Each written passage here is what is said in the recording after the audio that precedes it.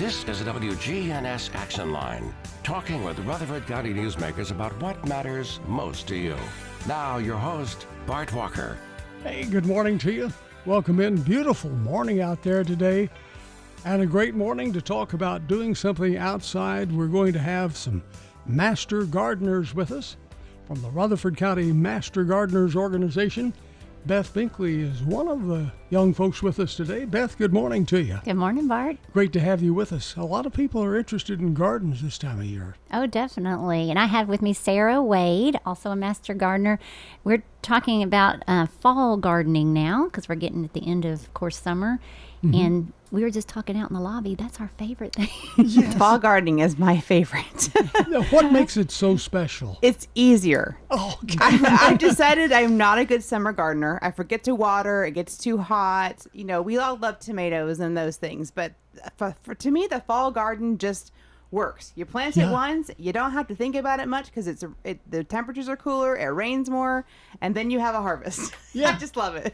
You can't beat that. Now, This is a time to redo the yards, or are we too late for that? No, this is a great time to, if you're going to overseed those yards, get some extra aeration into the soil as well if you're working on that lawn. And just a great time before the rains come. Hopefully, we'll get some rain here in a few weeks. But this is a good time to kind of evaluate what you need to be doing for the spring coming up next year as well. And something we talk about a lot too, I know I have this every year with the leaves falling. They're telling us more and more not to rake those leaves, to leave them where they fall, just for little critters, little with some of the insects, they make their homes in those leaves. Now, of course, if it's suffocating your lawn, you want to probably rake them off to the side or get them in a different area. But so that's less work for the fall. So leave the leaves? That's what they say. Leave the leaves. Yes. Very good. Hey, Bart, you need a bumper sticker. I actually mulch mine up with our mower, and I use those leaves, and I call it putting my garden to bed. So on my flower beds, I use all those leaves. I just run the lawnmower over them and put them in a bag them. And then cover my plants with them, mulch them really good for the winter, which gives them really good. Number one, it's going to give them nutrients because as those leaves break down, they're going to provide more fertilizer. Then it's going to keep them warm as well. And it's free. So go for it. Now, so if you leave the leaves on the lawn and they get a couple inches thick, won't that kill the grass?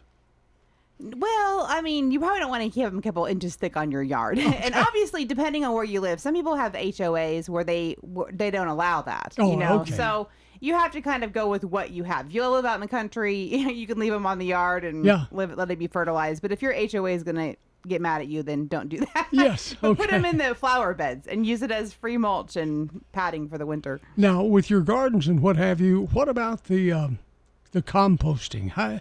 Are leaves good for composting? Absolutely. Yeah, you need your browns, right? You need your browns.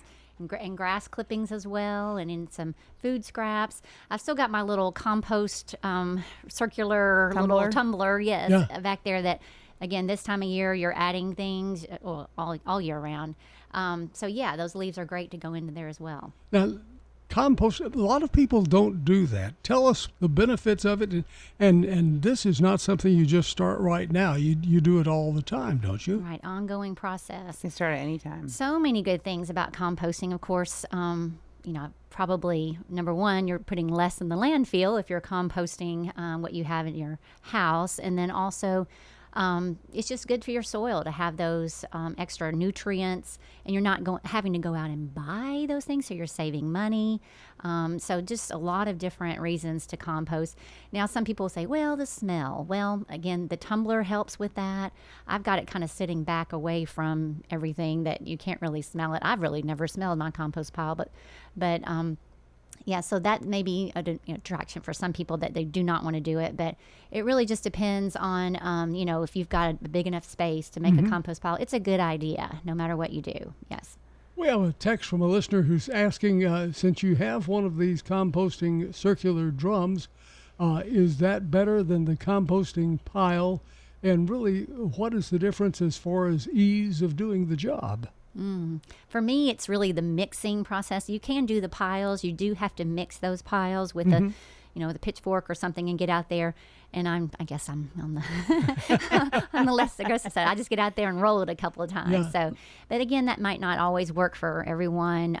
But yeah, you can use either way. You can go with the piles. You just have to be a little bit more focused on moving it yourself. Now, what is it you put in the compost again? I mean, you don't just put leaves and grass. Isn't there something that creates a chemical?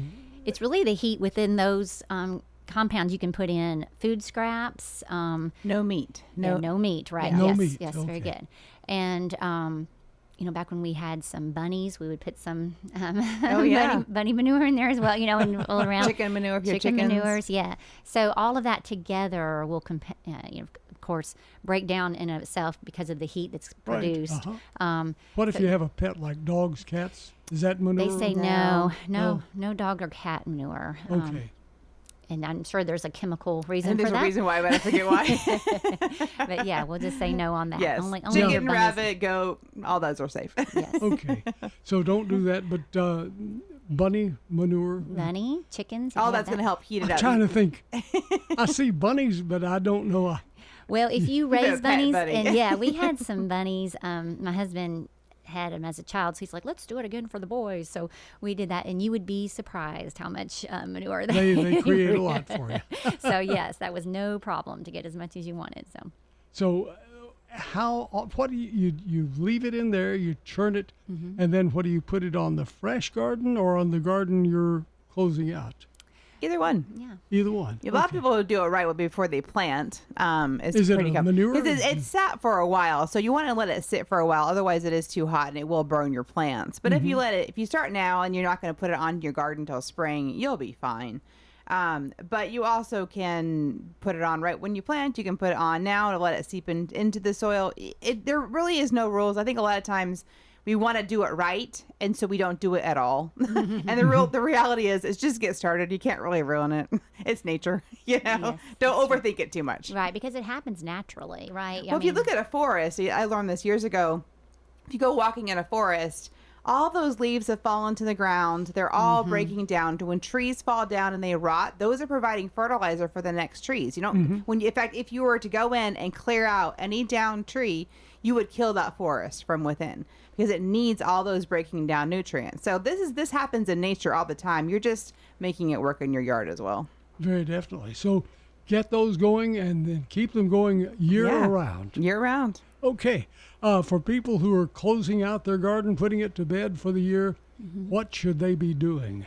Well, again, I look out and see some of my flowers are dead and the seed pods are still out, especially for like your coneflowers and things like that.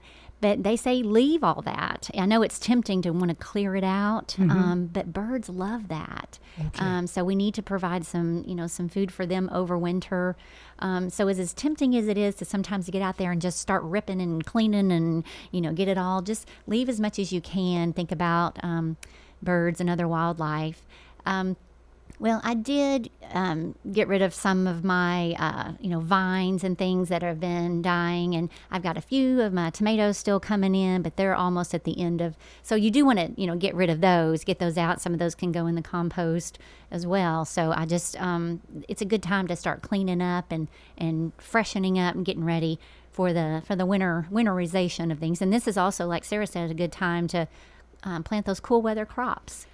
Yeah. Those are my favorite. Lettuces, I think Natalie Kale. I love kale. Baumgartner calls this lettuce season. Lettuce season, This is I a love it. great time. Lettuce is going to go great. I just put my garlic in the ground this weekend. I love garlic and onions this time of year. You can plant them, and they're going to grow as long as it's not freezing. And so they grow. When it gets super, super cold, so I think your January, February for us, they pause. And then when it warms back up, they grow again. So, but it adds winter color because it's going to stay green all year. So my garden box, I have raised beds. They have garlic and, onions? Yes. Onion leaves all winter. So it just adds some greenery, Oh, neat. Yeah. So you use a raised bed. Some folks use gardens, which are right down on the earth itself. So why do you like the raised beds better? For me, it's just easier. Well, number one, I have a septic system. So I don't want it to be messing with the ground too. I mean, I know that the septic lines are pretty deep, but we don't want to mess with it too much. And so that was where I first started doing it. But it's just easier for me not to have to bend down so far. And then I just, add to it every year. Every spring I add more compost on top, whether it's from what I already have made myself or I'll buy it. And to me, it's less weeding. It's less weeding. You still have to weed because birds fly by and plant things for you, or squirrels run around and plant things for you. But to me, it's less work. So here's a listener's comment from a text that we just received.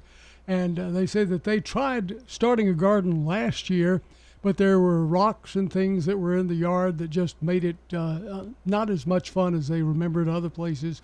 And would the raised garden eliminate that? Are you able to choose the soil? Can you put better soil in than what we have naturally? Yes. And with raised beds, just know on the front end it's going to cost you more because you're going to have to buy whatever you make it out of, whether you buy wood or you buy the metal one, whatever container you use for a raised bed.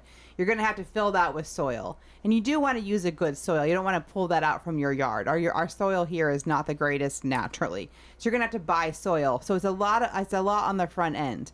However, from then on, you just add to it. I think the official term is lasagna gardening, where you just add stuff on top of it. So every year you're just going to add in, a little bit more soil to bring it back up to the level.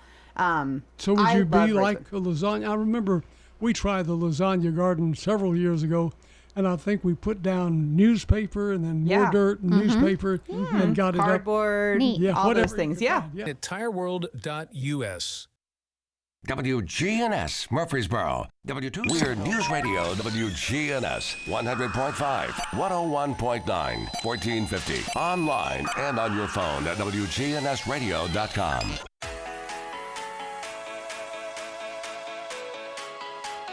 Welcome back. Our good neighbor of the day today is Derek at Captain D's on South Church Street. He is our SRM Concrete Good Neighbor of the Day, receiving flowers from Jenny Harrison and the family at Ryan Flowers Coffee and Gifts. Hey, Jenny, good morning to you. They do a great job over there at Ryan's. If you're needing a big smile to go out to somebody that you know who maybe could need a lift, send them flowers from Ryan's Flowers Coffee and Gifts. They'll also send them the coffee or all sorts of goodies that they have over there. Ryan Flowers Coffee and Gifts. Our good neighbor today is Bob. No, this is the birthday winner today, Bob Hunt. Bob wins the delicious Slick Pig banana pudding. He's a lucky guy.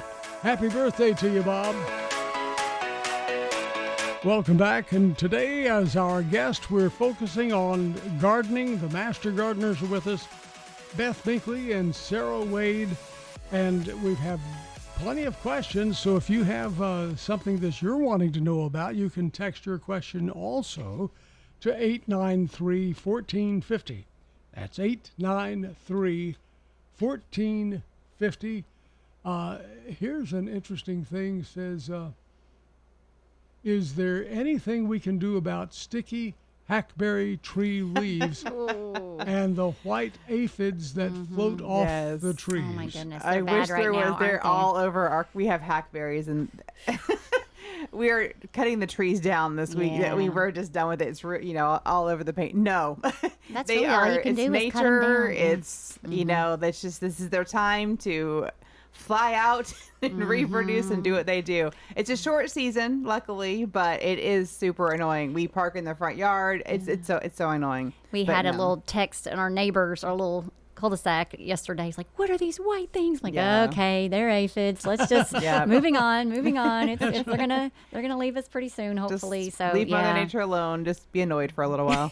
Don't park anywhere near them. Don't park anywhere near them. Yes, that's true. Boy.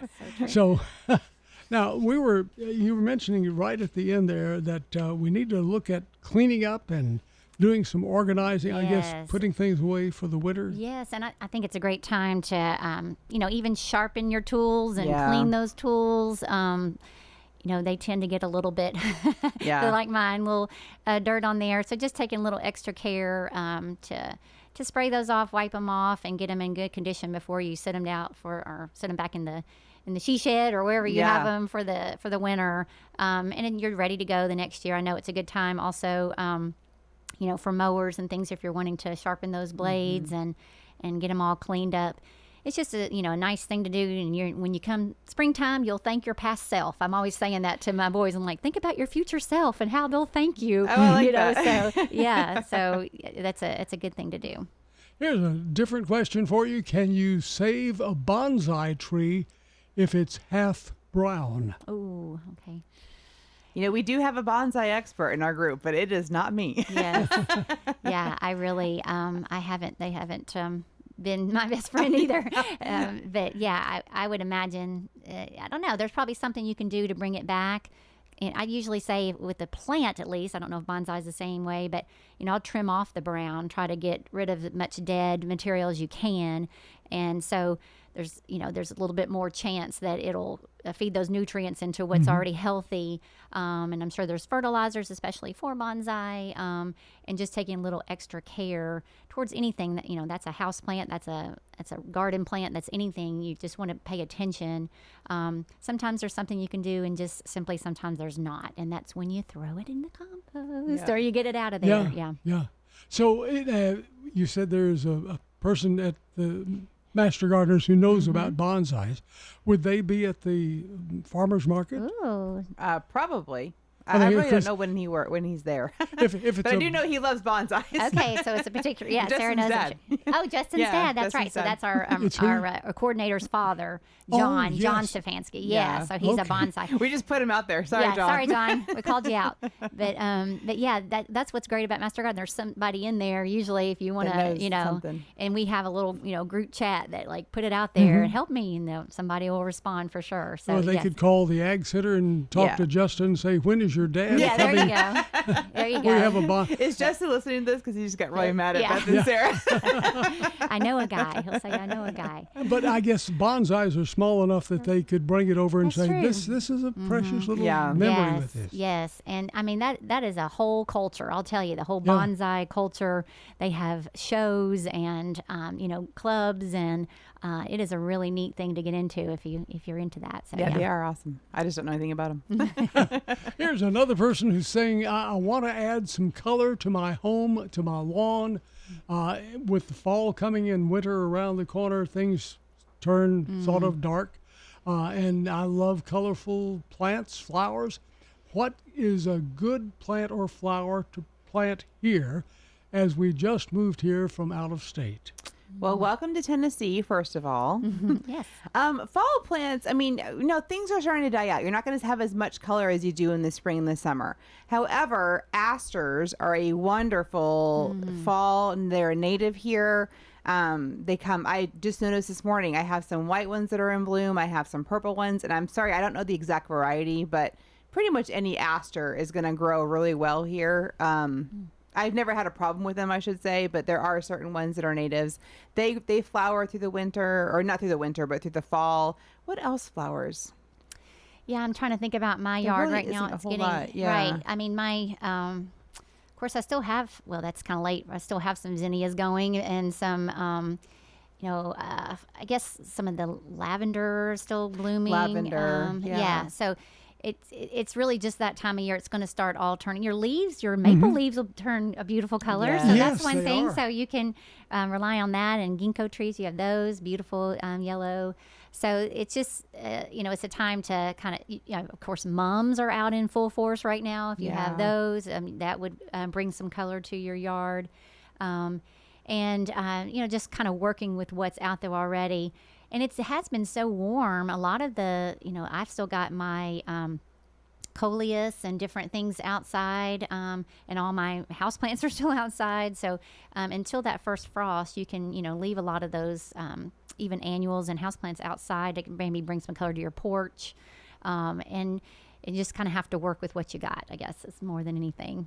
This person says, we were out on a trip this last weekend, just enjoying Tennessee, driving around, and we understand that the state has been planting wildflowers. They look like they're in hibernation, though, right now, but we did see some beautiful yellow plants in around the dark-colored plants that were on the interstate. What would those be, and or is that something that would grow well in our yard, or do we even want to? Maybe it's a plant or a weed.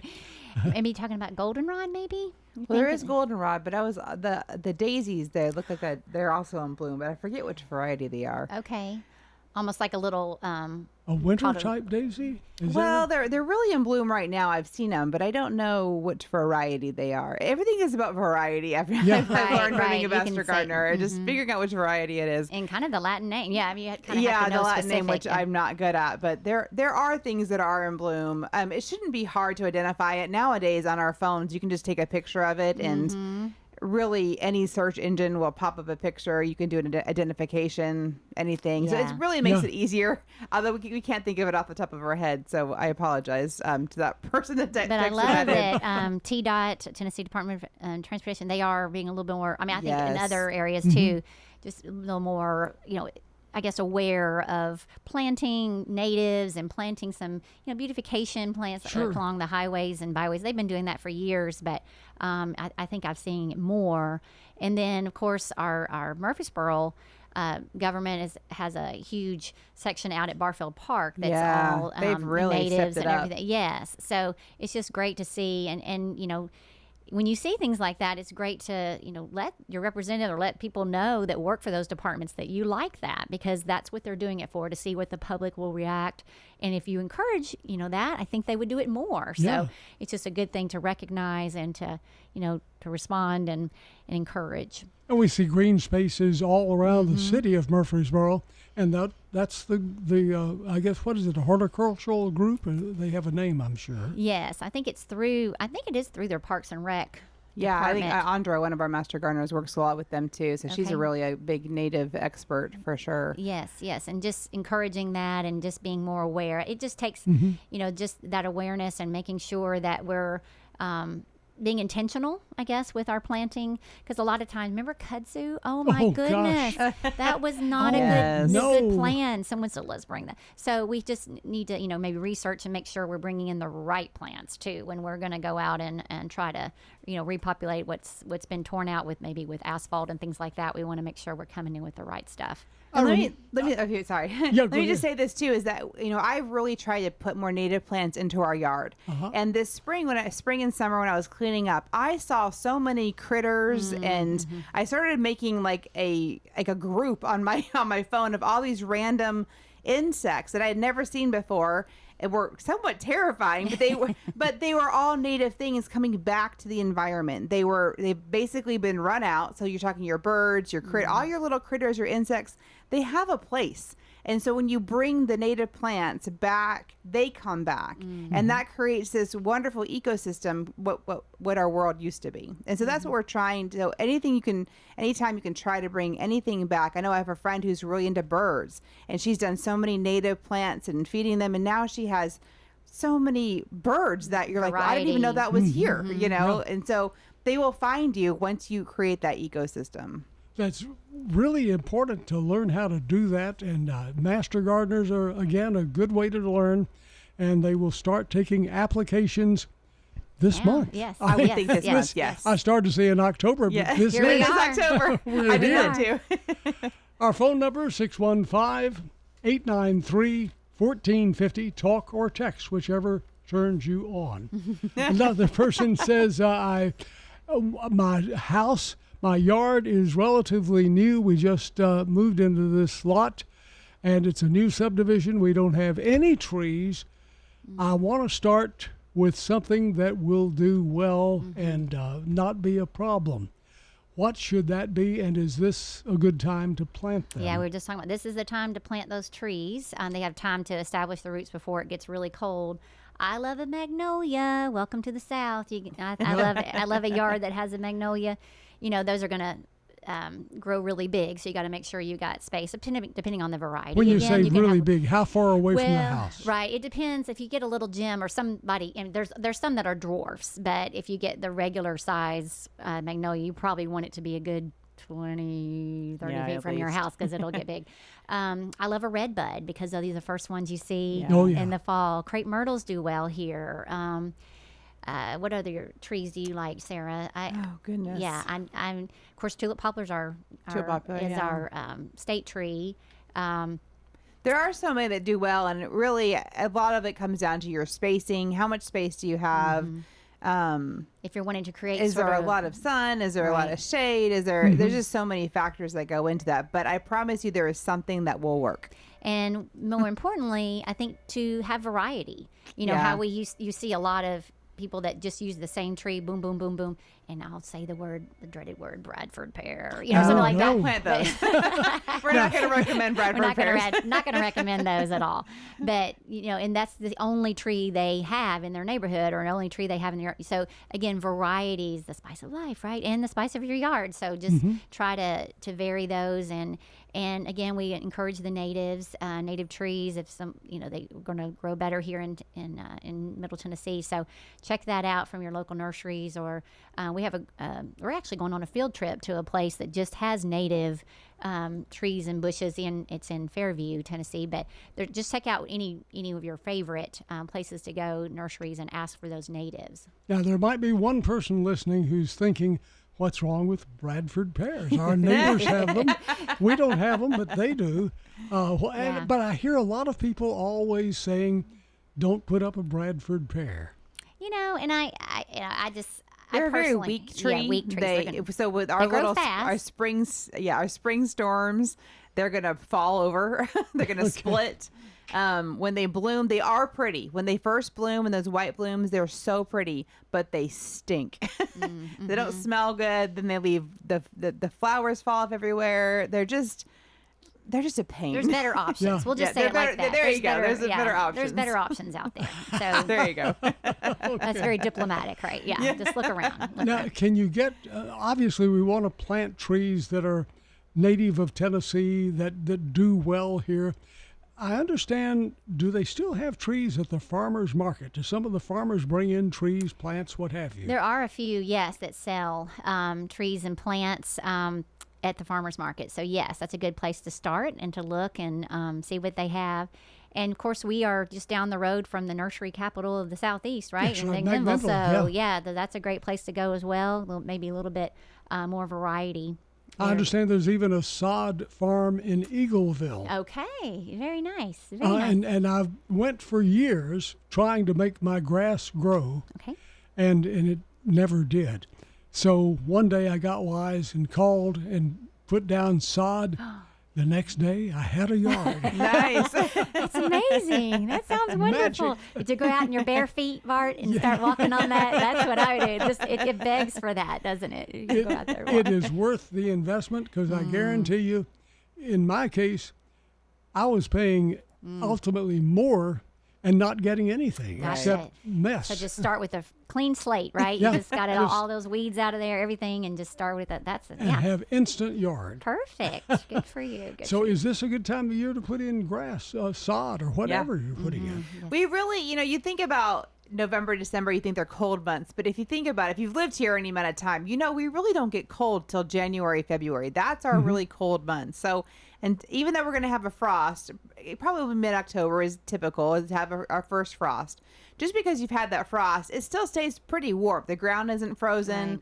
So if you really have a lot of time before you can't do anything. You're really looking at January, February. You want to give those roots some time to establish. They have lots of and- time. We yeah. get more rain. The ground is still warm enough that they can spread out. They can establish themselves before those really cold months come. Tell you what, let's take our final break, and we will be back and get more of your questions. And if you have a question, text it to us like you've been doing. 615-893-1450. Text it now, though, because we're about to enter the final portion of the show, and I'd hate to get away without your question being answered. FM 1019, FM 100.5, WGNSradio.com. The Good Neighbor Network. This is Jenny at Ryan Flowers Coffee and Gifts. Be a part of their next flower arranging class. If you are looking for some you time, grab some friends and sign up for a wreath or flower arranging class. It's a great way to relax, learn, and have fun. Refreshments are provided. We are open for other classes. Ryan Flowers Coffee and Gifts, 117 South Academy, just a couple blocks off the square. Plus, we offer delivery to all Rutherford County as well as surrounding counties. Hi, this is Trevor from Bell Jewelers. It's always special to give someone a gift just randomly, something that they can remember you by. One of those gifts could be a gift that lasts forever, like a Bell Jewelers diamond. Usually they'll have that for their entire lifetime. They might reset it into a new pendant or ring, but they're still gonna have that diamond for their entire lifetime. Give a gift that keeps on giving, buy them a diamond. Nothing sparkles like a Bell Jewelers diamond. Come see us at Bell Jewelers, 821 Northwest Broad Street, across from Toots. We'll see mostly sunny skies here this afternoon with a high in the mid-80s. For tonight, mostly clear, low near 58. By Friday, sunny, high of 83. I'm meteorologist Jennifer Wojcicki from the WGNS Rutherford Weather Center. Currently, it's 68. On air, online, and on the phone. You can listen to us anywhere. News Radio WGNS is Rutherford County's place to talk. Welcome back.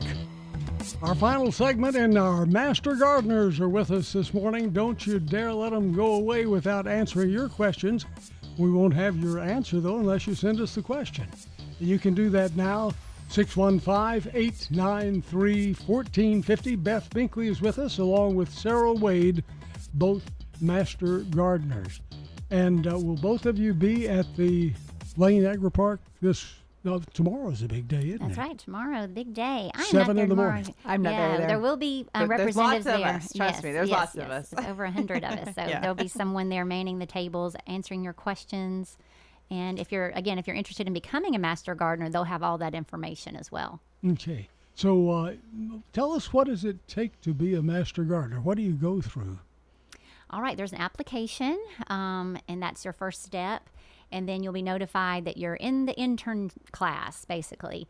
And during that intern class, it lasts from basically January to May. Is that right? Yeah, February, I think April. May? April. And there's a class each week that you'll attend, usually with an outside speaker, a lecturer, usually sometimes a professor from either UT or TSU, and then they'll come and do different topics.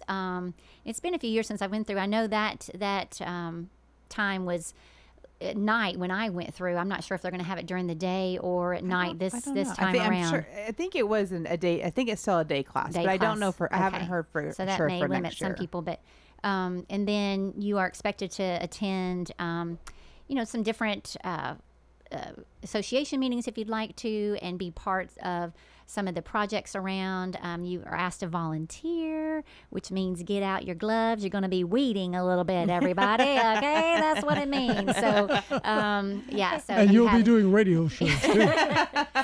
See, Sarah and I are a little more senior now. We have beautiful demo gardens Yes. at Lane Agri Park. If you've never been there, the people that run the demo gardens, they're all volunteers. They're beautiful. They do such a good job. A lot of our interns get a lot of hours helping them out, for sure. Yes. So you'll need some volunteer hours. And then really basically you after you go through the classes and the volunteer hours, you graduate into becoming a master We have monthly gardener. meetings. Yes. We always have a speaker at those meetings and take care of business. Meetings, that's year round for everybody. And even as a master gardener, after you become a master gardener under the internship program, you are expected to volunteer a certain number of hours each year as well. So Sarah and I did this the state fair in August. So that's a big time. You can get volunteer hours. Of course, always working in the demo gardens. There's so many projects. So many projects around town. And we're also part of the conservation time that's coming up at Barfield, so you can volunteer there.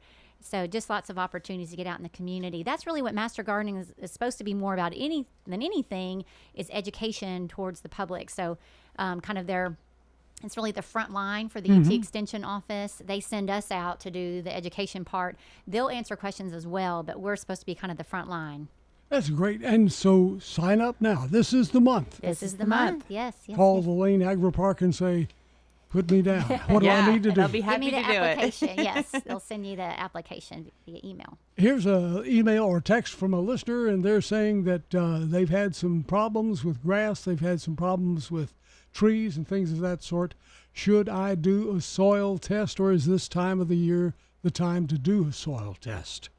You can do a soil test at any time of the year, and I would say this is actually probably a really good time, basically because the soil sensor lab is not as busy. In the spring, they deal with so many soil samples. I took a bunch of samples up there a couple years ago, and I think they had 2,000 that morning or something. Wow. So your soil isn't going to change between now and April, but the soil lab is going to be a lot busier in the spring. So this is a great time to go ahead and get that done. And with that soil sample, they had those boxes out at the Ag Center that you'll go get. And you'll take different samples from different parts of your yard or different places you're thinking about, planting things. So, and then you'll box it up and you'll send it off, and they'll send you the results. And based upon those results, you'll know, do I need to add or and the results will tell you. Yes. To add this much. Yeah. Whatever. And how It's so much different. Nitrogen or phosphorus. Right. How much information do you get? I mean, is it a Tons. year's worth or what? Yeah, Telling your you what soil to doesn't do? change. Like I said, it doesn't really change. I mean, if you're really working hard at it, it can, but it's not gonna. I guess what I'm trying to say. It's not gonna matter Right, if you do between it now now and or April, right. yeah, Yes. or next year or whatever. But you're gonna know what your soil needs. Yeah, you're going to be ahead of the game, right? You'll be ready to go. They get send you a those fertilizer. printout full of numbers and then a cheat sheet on the back of how to read it. Yeah, it's all So- very scientific. Yes. So go by the Ag Center Yeah. and pick up the Box, little yeah. box, A box. Yep. take it home, put your soil And in I it. think they're $20. I think it's $20, $25, $20 or $25 for the sample. They will drive it up to the lab for you, and then they'll email you the results. And you need to fill that box. They use every bit, Yeah, is what I've every told. bit of it. And make sure it's dry. So you want dry soil. You don't Right, want so this would be a good put a time bunch of before it mud in there. rains. Yeah. They're not gonna like that so much. All righty. Well, we're about out of time this morning, and I want to especially thank our two Smith lawn doctors with us Lawn from the doctor, I like Master that. Garden. See, you're Thank you. official now. Yes. The lawn doctors from Master Gardeners Beth Binkley and Sarah Wade. And don't forget, tomorrow is the farmers market, 7 in the morning until 1 in the afternoon. This is the 50th anniversary year. Yes, So amazing. exciting. That is really great. And That's amazing. and there are classes at the beginning of the, and they're free. Everything's Yes. free. Oh, yeah. Yes. Yeah, it's all a service, and it's a wealth of knowledge. So just, take advantage of that as you want to grow your gardens and get out and enjoy nature. Absolutely. And become a master gardener too. We would love to have you. And you're obviously having a good time. We have a good time. We have a good time. Thank you so much, Beth Binkley and Sarah Wade, for joining us this morning. Stay with us. Much more to come right here on your Good Neighbor station, WGNS Murfreesboro. See you tomorrow.